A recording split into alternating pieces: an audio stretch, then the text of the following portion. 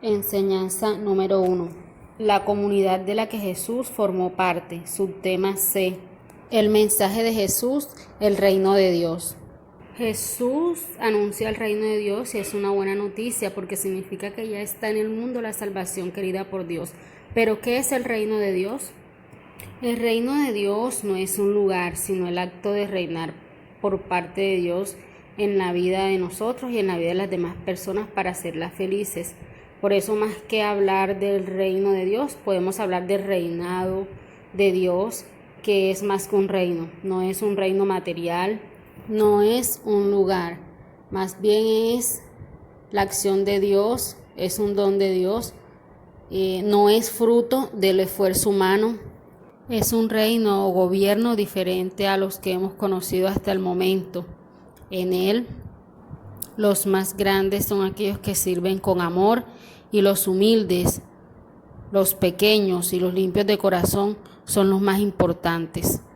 No hay uno que esté por encima de otros. Somos las personas las que construimos el reino de Dios, siendo como niños, actuando con amor y con confianza en Dios. El reino de Dios es presente y futuro, en el sentido de que está presente por la actuación de Jesús, pero se desarrollará en plenitud en el más allá. Jesús anuncia el reino de Dios con palabras y con obras. Cuando hablamos de palabras nos referimos a las parábolas, que son aquellas pequeñas historias de la vida cotidiana que transmiten una enseñanza.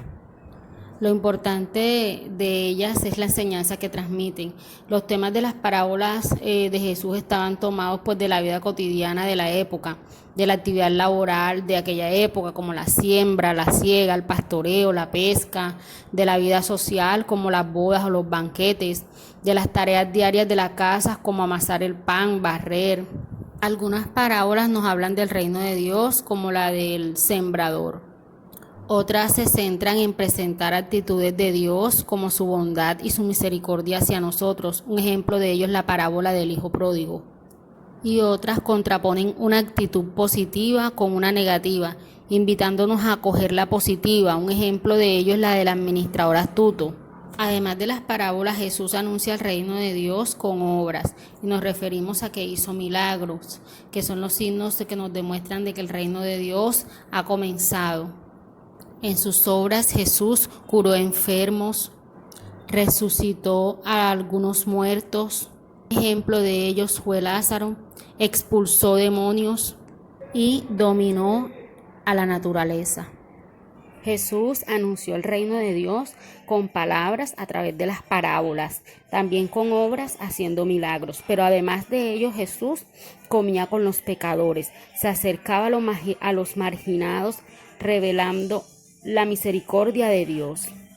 Jesús escandalizó a sus contemporáneos por el trato amistoso con las personas que eran mal vistas, puesto que comía con ellos, entraban en sus casas y los consideraba también amigos suyos. No necesitan médicos los sanos, sino los pecadores. Yo no he venido a llamar a los justos, sino a los pecadores. De eso se trata el reino de Dios. El hecho de comer con los pecadores y otras personas que eran mal vistas manifiestan la acogida de Dios hacia esas personas que los demás hombres despreciaban. ¿Quiénes eran los pecadores en la época de Jesús? Las prostitutas, los adúlteros, los analfabetos y los paganos, los pastores o los curtidores de piel, los enfermos. Para Jesús las personas son más importantes que la ley, así como para Dios. Por eso el reino de Dios se trata de ver en los demás a Jesús.